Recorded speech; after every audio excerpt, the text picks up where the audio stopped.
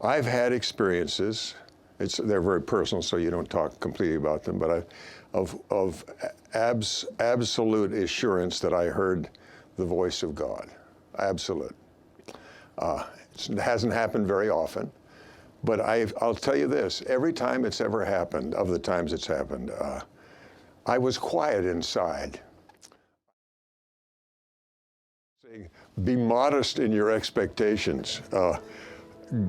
God is close and He loves you and He'd love to have a conversation, but remember, He is God, because it is not easy. Heavenly Father's words, His ideas are not exactly ours.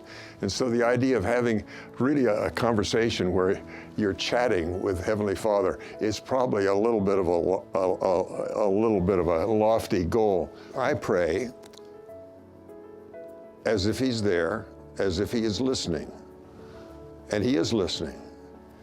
I believe He's always sending messages to me. I really do. But sometimes there's long silences, for me at least.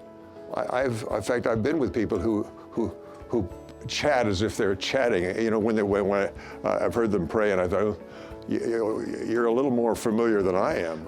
I would think that if you can just get the feeling that He is hearing you, and then if on occasion answers come back, often clearly in your mind, sometimes not, maybe by just reading the scriptures, the answer comes that way.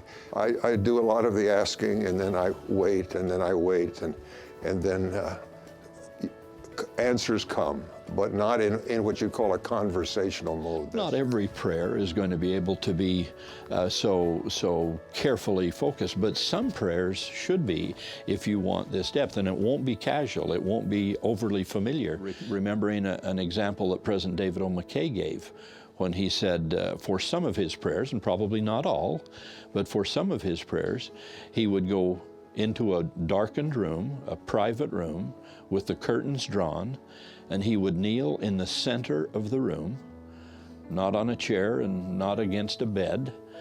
He'd kneel in the center of the room, and he would kneel and say nothing.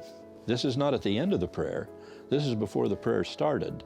He would say nothing for a matter of minutes until he felt like he was worthy to approach the throne of the Lord, to come before deity.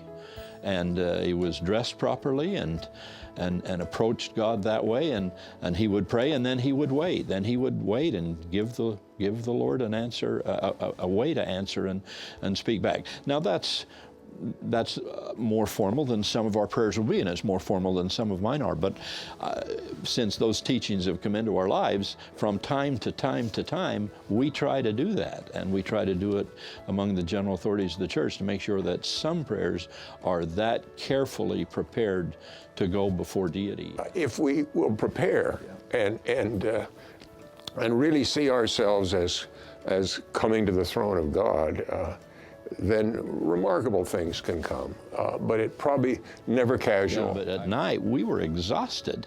We were she'd been raising children, and I'd been off to school or work or something, and we could hardly stay awake. And we just decided that there's no requirement that this has to be a prayer at 11 o'clock at night when you can hardly form the words. We just moved it up. We just took a time and said, we're going to pray together earlier, and it won't be flopped against the bed or almost asleep by the time you get into the conversation with the Lord. You really think through how you're going to do this, and what are some of the optimum benefits and circumstances that can provide that. There's a beautiful way of thinking of that God is real, He's in a throne. And when I approach in prayer, I'm approaching a throne.